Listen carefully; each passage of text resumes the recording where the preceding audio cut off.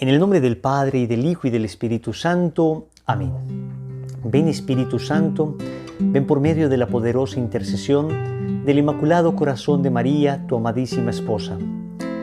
Ven Espíritu Santo, ven por medio de la poderosa intercesión del Inmaculado Corazón de María, tu amadísima esposa. Ven Espíritu Santo, ven por medio de la poderosa intercesión del Inmaculado Corazón de María, tu amadísima esposa.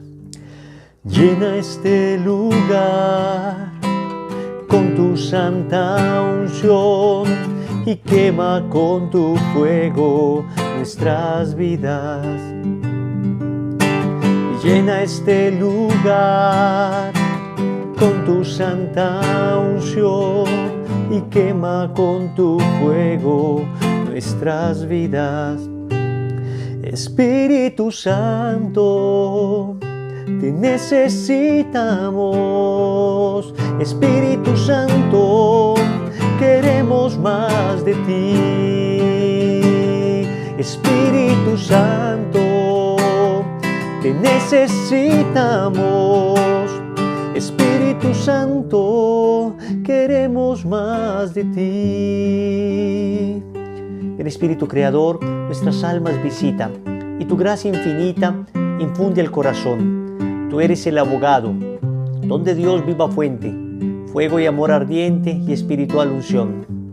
Fuente de 7 dones, mano de Dios abierta, del Padre rica oferta, hálito inspirador. Infúndenos tu lumbre y con tu viva llama, el corazón inflama, dale fuerza y vigor. Aleja al enemigo, danos paz y victoria, guíanos a la gloria, divino defensor. Obténnos conocerte, Espíritu Divino, vivir en ti Dios Trino y disfrutar de tu amor. Amén. Espíritu Santo, te necesitamos. Espíritu Santo, queremos más de ti.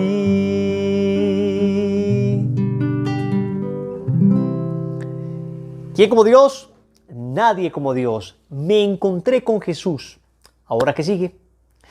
Estamos entonces en la segunda parte del programa, un primer bloque que tiene que ver con qué me está sucediendo. Acabo de tener una experiencia de conversión.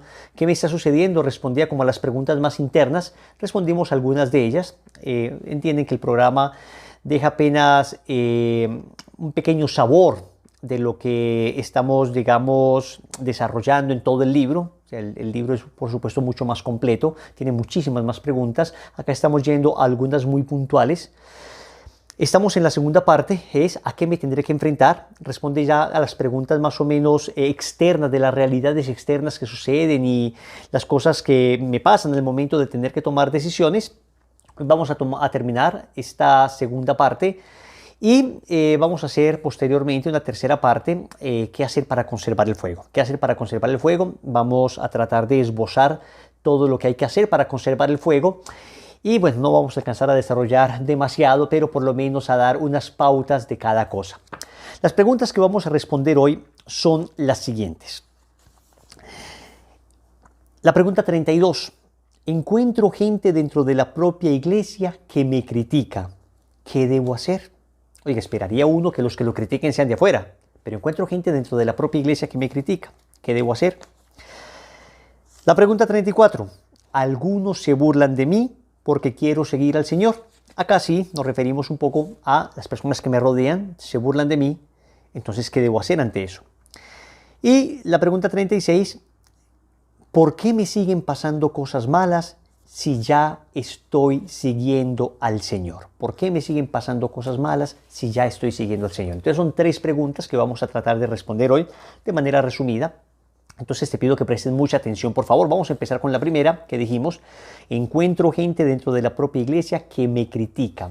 ¿Qué debo hacer? Entonces, lo primero es tranquilo.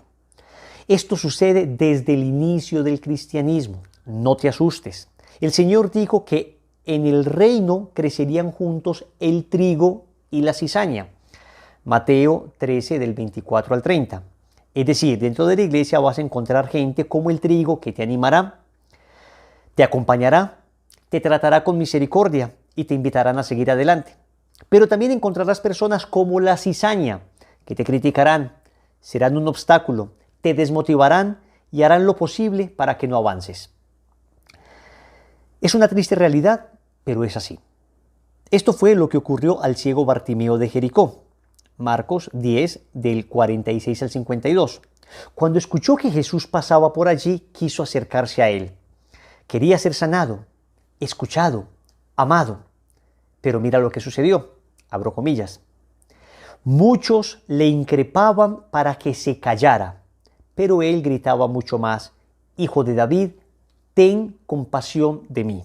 Ese es el versículo 48. Sí, muchos de los que estaban allí le regañaban, le pedían que se callara. Lo increíble es que los que hacían esto no eran ni fariseos, ni escribas, ni las personas que odiaban a Jesús. No, eran personas que también seguían a Jesús. Sin embargo, abro comillas, Jesús se detuvo y dijo: llamadle. Llamaron al ciego diciéndole: ánimo, levántate, te llama. Del versículo 49. Así es, otro grupo de los que estaban con Jesús le dieron ánimo, le levantaron, le llevaron donde Jesús y éste les sanó. Es la realidad que tenemos. Yo quiero que entiendas que la iglesia no es un hotel de santos, es un hospital de pecadores. Claro que hay santos maravillosos y hay gente muy buena, pero también hay gente muy herida. Y desafortunadamente muchas personas muy heridas también ocupan cargos dentro de los movimientos, dentro de las comunidades eclesiales, dentro de la jerarquía, en cualquier lugar donde haya, digamos, alguna persona revestida de alguna dignidad para dirigir. También se encuentran personas que desafortunadamente tienen heridas en su corazón y que muchas veces gobiernan con esas heridas, muchas veces dañan con esas heridas. Atentos, de pronto tú y yo somos de esas personas. De pronto tú y yo hemos sido de aquellos que en vez de estar animando y motivando a otras personas, estamos señalando, criticando, estamos desmotivando a la gente. Es la realidad. Lo que tú tienes que tener claro es que cuando tú decides seguir al Señor, decides seguir es al Señor. No a Wilson, no a Lazos, no a este padrecito, no a este líder de movimiento, al Señor. Porque es que Él sí no te va a fallar. Él sí no te va a fallar. Nosotros, el resto, somos frágiles. Hay una oración del consagrado que hacemos mucho, donde le decimos a la Virgen: veo todos los días caer por tierra los cedros del Líbano. ¿Quiénes son esos cedros del Líbano? Los cedros del Líbano son árboles muy robustos, muy grandes, muy altos. Entonces, ver caer un árbol de esos es muy estrepitoso. Entonces, hay como un símil entre un cedro del Líbano espiritualmente sería una persona que pues predica, aparece en medios, una persona con cierto liderazgo espiritual. Y de repente he visto caer por tierra los cedros del Líbano. Espiritualmente vemos caer por tierra cedros del Líbano, grandes evangelizadores que han caído, porque no seguimos a personas. Y esto no debería generar para nosotros como un desencanto de la vida espiritual. Yo le ruego a Dios que no me permita caer. Yo les pido a ustedes que oren por Wilson para que Wilson se mantenga fiel, para que Wilson persevere. Pero es que es susceptible Wilson a fallar también. Es susceptible Wilson a cometer errores también, a pecar también. Y Dios no lo quiera, Dios me proteja y de sus oraciones dependo y ruego por eso. Y claro, todos los cuidados necesarios los tomo y la vida de oración. Pero si es que Wilson llegara a caer, ¿perderías la fe? ¿Perderías la fe? No. Porque entonces si perderías la fe, Wilson hizo muy mal el trabajo. Porque Wilson los dejó anclados a Wilson.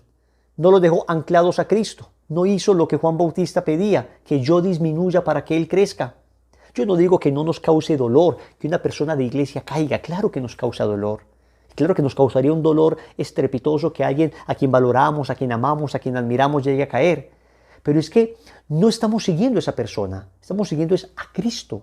A Cristo. Esa persona nos debe enseñar es a Cristo. Y entonces, Cristo sí no va a fallar. Cristo sí no va a caer. Cristo sí no me va a defraudar. Jamás. Cristo jamás defrauda.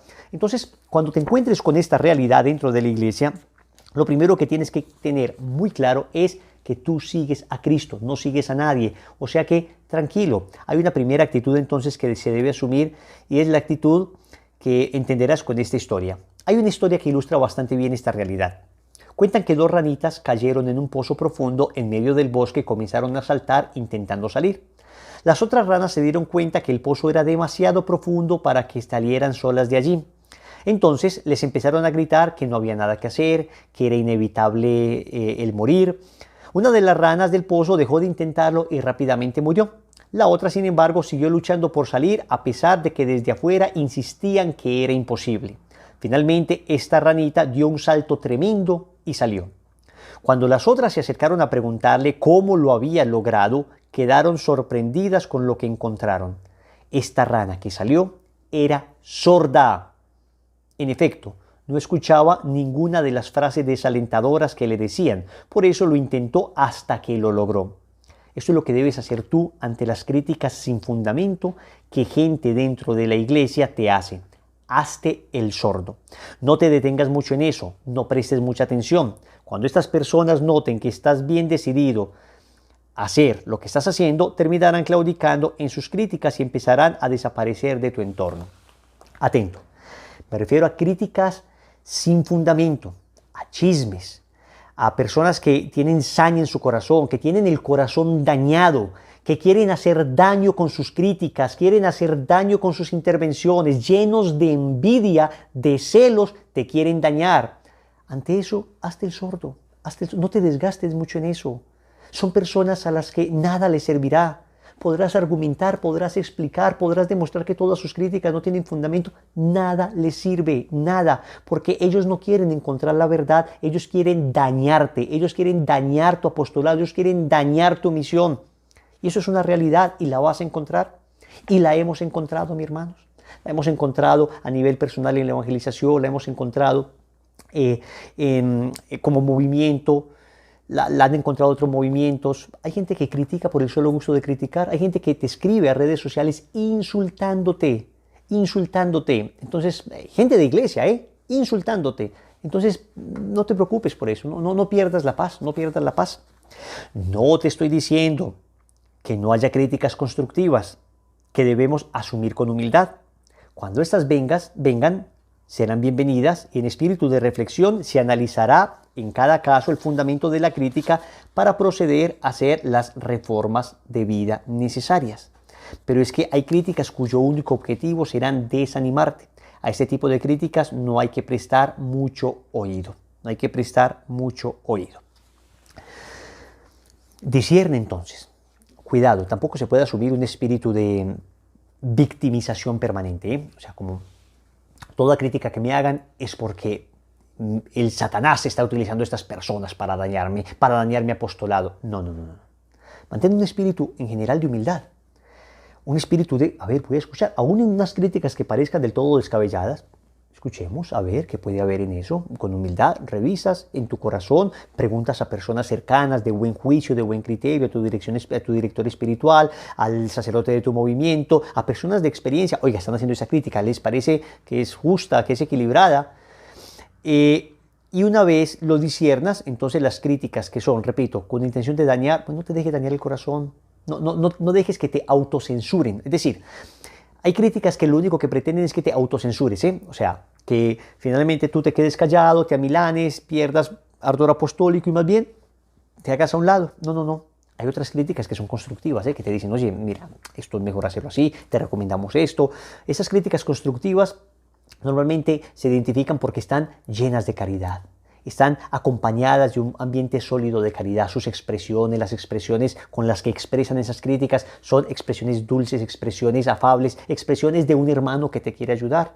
Las otras, en cambio, están llenas de veneno, tienen olor a Satanás, olor a azufre. Las otras tienen olor a Cristo. Entonces uno aprende a discernir esto y a seguir adelante, aunque haya críticas constructivas, también en ocasiones te puede doler, porque también es cierto que como humanos seguimos siendo soberbios. Y somos muy susceptibles a las críticas. Aún una crítica constructiva te puede doler. El criterio no es que si te duele, no es de Dios. Hombre, no, porque hay una crítica muy bien basada, muy bien fundamentada que te puede doler. Entonces ahí, mucha humildad, preguntar, consultar, reconocer el error y seguir adelante. Es que acá no evangelizamos porque seamos perfectos, evangelizamos porque amamos a Cristo. Y si un hermano bueno quiere ayudarnos a evangelizar mejor, ¿por qué le vamos a decir que no? ¿Por qué nos vamos a llenar de rabia, de ira, de soberbia? ¿Es acaso mi proyecto ¿Es acaso mi movimiento? ¿Es acaso mi evangelización? ¿Es acaso mi apostolado? ¿No has entendido que es el de Cristo? ¿No has entendido que es el de Cristo?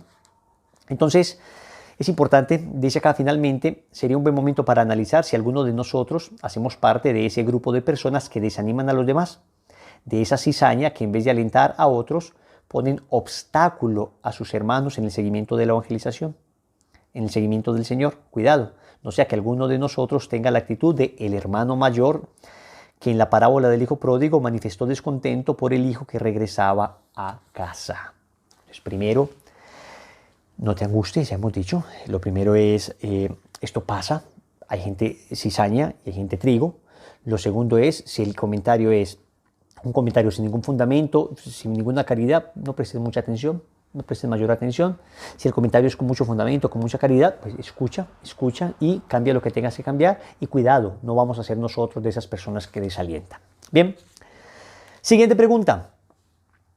Algunos se burlan de mí porque quiero seguir al Señor. Algunos se burlan de mí porque quiero seguir al Señor. Esto sí que sucede, ¿eh? Empezaste a seguir al Señor y todo el mundo te empieza a criticar. Antes estabas en las drogas, nadie te decía nada. Estabas en la lujuria, nadie te decía nada. Pegado de un videojuego todo el día, nadie te decía nada. Ahora gastas incluso menos tiempo del que gastabas pecando, yendo a tu parroquia, yendo a tu movimiento, yendo a la iglesia, viendo una película de santos, todo el mundo te critica. Alégrate, significa que vas por buen camino. Gracias a Dios, a nosotros solo nos toca soportar las burlas y hasta desprecios de algunos, mientras que a nuestros hermanos mártires cristianos de Oriente los asesinan por su fe. El Señor dijo que una de las señales que acompañarían al verdadero creyente serían las burlas y las persecuciones. Escucha lo que dice Mateo capítulo 5, versículo del 11 al 12. Felices ustedes cuando por causa mía los insulten, los persigan y levanten toda clase de calumnias. Alégrense y muéstrense contentos, porque será grande la recompensa que recibirán en el cielo. Pues bien saben que así persiguieron a los profetas que vinieron antes de ustedes. ¿Ves? Lo dice también Eclesiástico 2.1.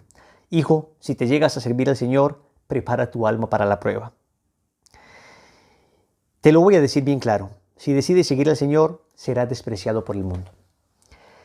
Juan capítulo 15 del 18 al 19 dice, si el mundo os odia, sabed que a mí me ha odiado antes que a vosotros. Si fuerais del mundo, el mundo amaría lo suyo. Pero como no sois del mundo, porque yo os elegí, yo al elegiros os he sacado del mundo, por eso os odia el mundo. ¿Cuál es la razón de este odio furibundo, irracional contra los cristianos? Lo que sucede es que cuando una persona está en tinieblas, cuando una persona está en la oscuridad absoluta, de repente tú prendes la luz del cuarto, esa luz pega muy duro a los ojos de esa persona que está en tinieblas. Siente inmediatamente en sus ojos un reflejo muy fuerte. Entonces, quien está habituado a las tinieblas no quiere ver la luz y por eso intentará desesperadamente de apagar esa luz. Intentará desesperadamente apagar esa luz. Cuando una persona es luz, entonces, aún haciendo todas las cosas perfectas, es criticado, es atacado. Y hay que decirlo con toda sinceridad, muchas veces el enemigo, el demonio, se aprovecha de esto para desalentar a las personas, para atacarlos. Lo que hay que hacer ahí es permanecer firmes, fuertes en el camino del Señor. A un amigo mío le sucedió, trabajaba recogiendo las monedas de los teléfonos públicos de su ciudad para luego llevarlas a su empresa. Era habitual que los que ejercían ese trabajo se quedaran con algunas monedas y falsearan los datos para entregar menos dinero a la empresa. Pero él había iniciado un proceso de conversión y por eso llevaba todas las monedas sin quedarse con una sola. Esto irritaba a sus compañeros de trabajo. Le empezaron a decir que se creía santo, que era muy fanático, que se creía muy bueno porque rezaba, que parecía una monja, etc. En realidad, él no les había dicho nada, no les había recriminado lo que hacían ni les estaba denunciando con su jefe, que por lo demás parecía estar enterado de la práctica fraudulenta y también se beneficiaba de esa corrupción. Pero mi amigo se mantuvo firme y poco a poco cesaron los ataques, hasta que se extinguieron. Su conciencia salió triunfante de esta situación. Definitivamente los mediocres se burlan de los que no logran imitar. Los mediocres se burlan de los que no logran imitar. No necesitas estar diciéndole al otro, es que eso es pecado, es que eso es malo. No, basta muchas veces el solo hecho de que tú no hagas eso, de que no te rías de ciertos chistes, de que no vulgarices a las mujeres, y ya te van a criticar por eso. Te crees santo, te crees muy inmaculado, vos crees que no pecas, sin necesidad de estar recriminando a las personas. Es el efecto, repito, de la luz. Basta que seas luz para que les fastidie sus ojos. A mí también me sucedió al inicio de mi conversión. Mis amigos se burlaban de mí, hacían chistes sobre mi fe, me relegaban al ostracismo, es decir, me apartaban y me dejaban, no me volvían a invitar a nada, a ninguna reunión, me hacían a un lado. Me decían que me había enloquecido, que rezar y leer tanto me había dañado el cerebro y en fin, un sinnúmero de ironías y acusaciones. Recuerdo que en medio de esa situación alguien me dijo que el mundo es como un perro cobarde. Si le muestras miedo, te persigue y te acorrala. Pero si te mantienes firme y le enfrentas con valentía, retrocede y pierde el ímpetu. Eso hice. No me dejé amedrentar. Al contrario, mientras más me atacaban, más feliz me mostraba de creer. Mientras más se burlaban de mí, más me veían yendo a la iglesia. Mientras más me criticaban, más abiertamente expresaba mi fe. ¿Qué sucedió? Lo del perro cobarde. Rápidamente sus burlas y críticas fueron disminuyendo. Al ver que no me afectaban, sino que me afirmaban más en mi fe, pronto los chistes y las burlas desaparecieron. Recuerdo que uno de mis amigos, que tanto se burló de mí, se me acercó en una ocasión apenado y me dijo, Wilson, tengo una situación complicada. ¿Podrías orar por mí? Le respondí, no. Él me miró extrañado y yo con una sonrisa proseguí. No voy a orar por ti, sino que vamos a orar juntos por esta situación. Y así sucedió. Varios amigos se me acercaron y oramos juntos, muchos de los cuales ahora también se encuentran en el camino del Señor. Ok, ya lo hemos dicho. Te van a atacar por el hecho de que seas luz. Pero atento, atento. Recuerda, acá hay que mantener un equilibrio para nunca sentirnos entonces siempre las víctimas, no victimizarnos siempre. Es importante ser coherentes y prudentes en las formas que adoptamos al momento de expresar nuestra fe, de orar, de hablar, de actuar. En no pocas ocasiones las burlas que nos hacen tienen como fundamento incoherencias e imprudencias que cometemos, formas externas que resultan chocantes, expresiones que desconciertan. Recuerdo una jovencita de unos 16 años que me decía que cuando hablaba con la Virgen ponía voz de niña de 3 años. La verdad reconozco con vergüenza que no pude contener la risa cuando me mostró cómo lo hacía. Ella me decía, mira, yo le hablo a la Virgen así. Y empezó a hablar así. Entonces yo no fui capaz, solté la risa. Cada cual irá encontrando formas concretas de comunicarse con Dios y de vivir su fe. Pero por favor, si son tan extrañas como las de esta jovencita, procuren hacerlo en privado, sin que nadie les vea. Ya es suficiente con las burlas y ataques gratuitos que recibimos del mundo como para darles material del que sí se puedan prender para burlarse. Más bien te recomiendo vivir la fe de manera natural, sin sobreactuaciones.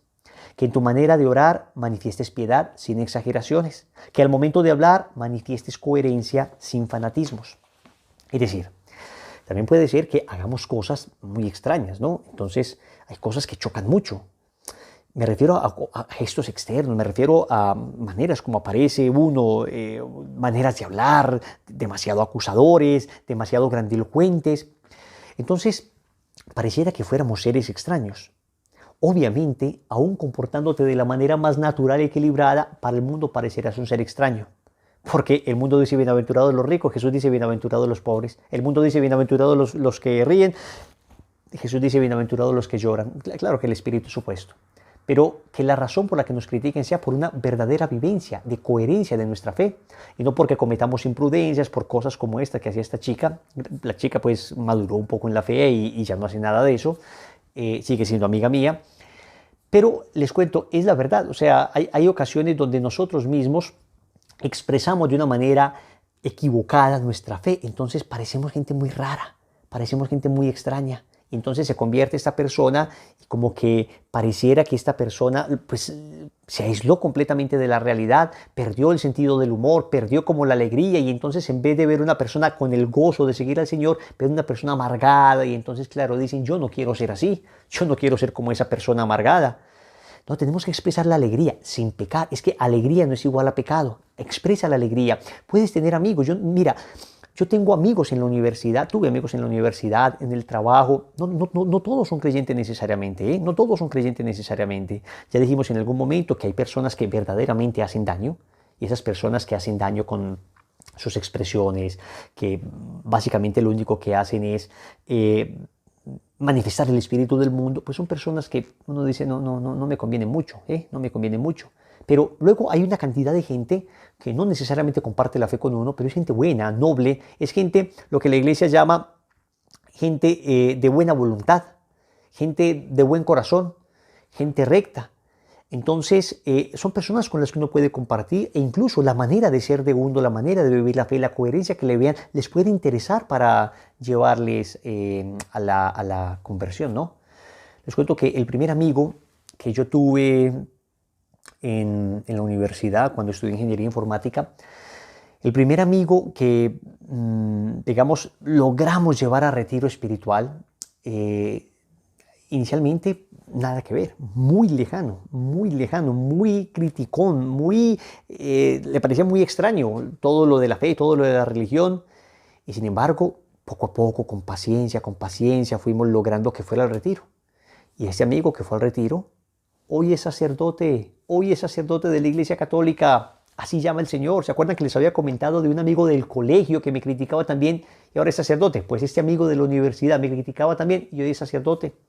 La primera amiga que logré llevar al retiro espiritual cuando estaba en la universidad, una amiga logré llevarla al retiro espiritual, digo, logré entre comillas, porque fue la gracia de Dios, fue el Señor que fue sembrando la inquietud. Yo iba al Santísimo, rezaba por ellos y el Señor los llevaba.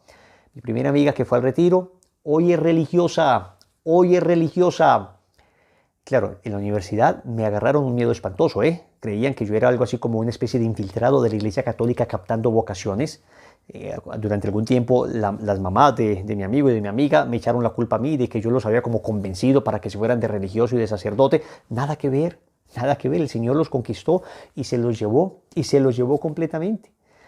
A lo que me refiero es que si nosotros nos volvemos gente muy extraña, muy rara y alejamos a todo el mundo, entonces finalmente ¿cómo vamos a evangelizar? Tenemos que ser sal de la tierra, hay que estar en la tierra. Luz del mundo, hay que estar en el mundo sin pertenecer a él, sin dejarnos ensuciar.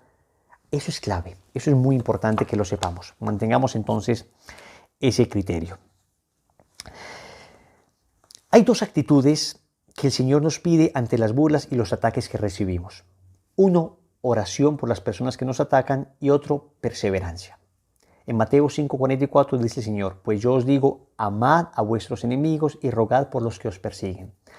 Hay que orar por esas personas que nos atacan. Y luego el Señor en Mateo 10:22 dice, y seréis odiados de todos por mi causa, pero el que persevere hasta el final, ese se salvará. Entonces es importante también, indispensable también, perseverar, no dejarse amedrentar. ¿Quién como Dios? Nadie como Dios. Y bien, vamos a ver la última pregunta de este segundo bloque. Está en la página 176, la pregunta 36. Bien, ¿por qué me siguen pasando cosas malas si ya estoy siguiendo al Señor? Eso parte de un error muy común. Personas que creen que seguir al Señor significa que todo va a salir bien. Significa que a partir de ese momento la cuenta de servicio dejó de llegar a la casa. Significa que cualquier enfermedad se curó inmediatamente. Significa que, como por obra de magia, todo va a funcionar y ya no me pueden echar del trabajo, ya no me pueden expulsar del trabajo, ya todo tiene que funcionar afuera perfectamente. Cuidado, lo que cambia es el corazón, lo que cambia es lo de adentro. Y esto obviamente va cambiando lo de afuera, pero en un proceso. Cuando uno inicia un proceso de conversión, se corre el riesgo de caer en la tentación de creer que todo será color de rosa. La verdad es que esto no es así. Es cierto que muchas cosas malas que sucedían debido a nuestro pecado desaparecerán si salimos de él. Claro, hay muchas cosas que eran producto de nuestro pecado, muchos problemas que tenían como origen nuestra actitud, nuestro pecado. Y al cambiar nuestro pecado, sí que es cierto que muchas cosas mejoran alrededor. Pensemos cuántas enfermedades físicas que son producto de los vicios simplemente no existirían. Cuántos sufrimientos se evitarían si los esposos fueran siempre fieles. Cuántas quiebras económicas no sucederían si fuésemos más austeros y menos avaros. ¿Cuántas peleas y riñas nos ahorraríamos si fuésemos menos soberbios? ¿Cuánta paz habría en nuestra alma si estuviésemos siempre en gracia de Dios? Si muchas cosas desaparecerán. Pero hay otras situaciones que nos generan dolor y que no podemos controlar. Es inevitable que haya sufrimiento en esta vida. Es inevitable que haya sufrimiento en esta vida. Y si tú, mi querido hermano, estás empezando un camino del Señor para que todo te vaya bien, ese no es el camino, estás equivocado. Es más, nunca encontrarás algo así. Nunca encontrarás algo el que hagas que todo funcione perfectamente. No, no, no, no. Lo que cambia es el corazón. Lo que cambia adentro, no afuera. Afuera la realidad sigue siendo la realidad. Claro que Dios interviene en la realidad. Por supuesto que oramos para que Dios intervenga en la realidad. Pero en principio lo que cambió fue tu corazón. Si seguimos al Señor, significará que todas las cosas malas de la vida, si seguir al Señor significara que todas las cosas malas de la vida dejaran de suceder, entonces, ¿por qué Jesús, la Virgen y los santos sufrieron y padecieron tanto? Nos ha hecho mucho daño la teología de la prosperidad, que expone que el que sigue al Señor tendrá un paraíso ya en esta tierra, que todo irá bien, que las enfermedades no nos podrán tocar, que el dinero nunca faltará, etc. Gracias a este equivocado concepto, cuando le sucede algo malo a una persona que sigue al Señor, pueden aparecer pensamientos como: ¿por qué a mí si soy tan bueno? ¿Por qué el Señor no evitó que me sucediera esto? ¿Por qué Dios no me concedió esto que tanto necesitaba? En primer lugar, hay que decir que suceden cosas malas en la vida porque es la condición en que nos dejó el pecado original y los pecados actuales. El plan original de Dios no incluía el mal en el mundo. Fue nuestra desobediencia la que trajo el pecado. Con el pecado la muerte y con la muerte todos los sufrimientos de esta vida. Aún hoy, después de la redención de Cristo, seguimos haciendo uso de nuestro libre albedrío y por tanto seguimos pecando y dañando a otras personas y a nosotros mismos. También sigue habiendo enfermedades, accidentes, calamidades en la vida de todos. Entonces lo primero que debemos decir es que no hacía parte del plan de Dios que sufriéramos, sino que eso fue producto del pecado de nuestros primeros padres y luego producto de los pecados actuales. Ante el panorama del dolor se corre el riesgo de asumir una relación comercial con el Señor, al estilo: yo te doy y tú me pagas. Así, en el momento en que sucede algo malo en nuestra vida, viene la tentación de decirle al Señor: si yo he ido tanto a misa, si he rezado tantos rosarios, si renuncié a esa vida de pecado, si me alejé de esos ambientes, ¿por qué ahora me pasa esto? La lógica detrás de este razonamiento tiene carácter transaccional. Es como si le dijéramos al Señor: yo te doy mis oraciones y tú me das prosperidad. Entonces, cuando sucede algo malo, sacamos las facturas de nuestras oraciones y le decimos al Señor: cumple con tu parte, porque aquí está el recibo que demuestra que yo he cumplido con la mía. No puede haber nada más alejado de una auténtica conversión que esta superficial actitud. Si tú entiendes la vida espiritual así, entonces debemos ser sinceros, todavía no estamos convertidos. Tenemos un Dios muy parecido al Dios de los paganos. O sea, no nos hemos convertido a Jesucristo ni al Dios de Jesucristo, sino a Zeus. Creemos en el Dios Hades, creemos en el Dios Horus, creemos en cualquier tipo de Dios pagano, que eso sí, les hacían cosas, digamos, les pasaban facturas para que ellos les hicieran felices aquí en la tierra. Y no funcionaba porque esos dioses no existían. Por eso se decepcionaban esas falsas religiones. En cambio, el cristianismo parte del hecho de que el Hijo de Dios murió en la cruz y resucitó para mostrarnos que aún en el sufrimiento, aún en el dolor, aún en la tragedia, Dios obra y siempre habrá resurrección. Siempre Dios sacará de un mal un bien mayor. Siempre. Digámoslo con toda claridad, no seguimos al Señor para triunfar en esta vida, sino para poseer la vida eterna. Tenemos una mira sobrenatural, una mirada eterna. Dios no nos tiene que agradecer nada de lo que hacemos, ni tiene ninguna deuda con nosotros porque hemos intentado ser buenos, porque hemos hecho algunas oraciones o renuncias. Entendámoslo de una vez. No es Dios el que se beneficia de todo esto, sino nosotros mismos. Somos nosotros los que necesitamos a Dios, los que necesitamos orar, los que adquirimos libertad interior cuando renunciamos al pecado, los que heredamos el cielo si cumplimos su voluntad. Dios sin mí sigue siendo Dios, pero yo sin Dios soy nada. Dios sin mí sigue siendo Dios, pero yo sin Dios soy nada. No hacemos esto para que el Señor nos dé algo en esta tierra. Lo hacemos porque Él ya nos dio todo al crearnos, al redimirnos, al darnos el cielo. Siempre estaremos en deuda con el Señor, que nos dio a su Hijo único para que todo el que crea en Él no perezca, sino que tenga vida eterna. Juan capítulo 3, versículo 16. ¿Qué te estoy diciendo con esto? Que no te engañes, ni te dejes engañar. Nos pasa a todos, seguimos teniendo dificultades económicas, de salud, enfermedades, te puedes morir, se puede morir una persona muy buena, una persona que esté siguiendo al Señor, le puede dar cáncer, le puede dar COVID-19, pero Dios no lo protege. Claro que lo protege, está protegiendo su salvación.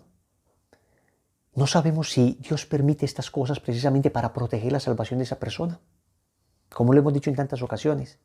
¿Y qué tal si esta desgracia te mantiene unido a Dios y te hace convertir y te hace mantenerte para siempre con Él y te hace salvarte eternamente? ¿Y qué tal si al permitir esto Dios lo que hace es precisamente evitar que te alejes de Él? No ocasiona a Dios el mal, pero lo permite, y de un mal Dios siempre es capaz de sacar un bien mayor, Esto es importante. Todo sucede para el bien de los que aman a Dios, Romanos 8:28. Cuando amas a Dios, todo sucede para el bien, todo. ¿Sabes qué es lo que sucede para mal? Lo que te aleje de Dios. Pero cualquier cosa en la vida que pase y te acerca a Dios es para tu bien. No estoy diciendo que cualquier cosa que suceda en la vida es buena. No. Hay cosas que son objetivamente malas. Una enfermedad es objetivamente mala. Una traición es objetivamente mala. Una quiebra económica es objetivamente mala. O sea, son circunstancias que objetivamente son malas y nadie las quisiera y nadie las pide. Pero Dios es capaz de sacar de esas cosas malas bienes mayores. El bien de una conversión, el bien de la humildad, el bien del crecimiento en virtud, el bien de recuperar una familia. ¿Cuántas personas, si no se quebraran económicamente, no recuperarían su hogar? Solo Dios sabe por qué permite las cosas.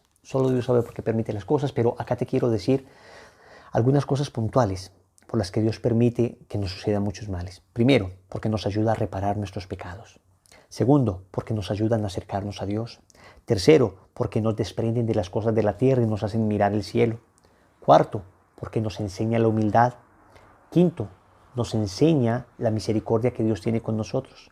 Sexto, nos enseña a ejercer misericordia con los demás. Séptimo, fortalece nuestra voluntad. Octavo, purifica y prueba el verdadero amor. Noveno, nos asemejan a Jesús y a María las pruebas.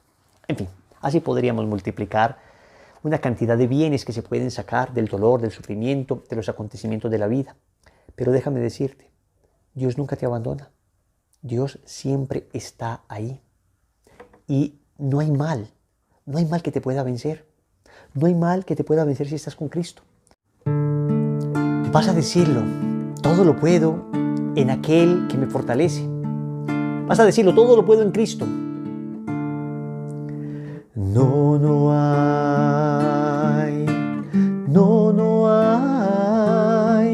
No hay mal que me pueda vencer. Dilo.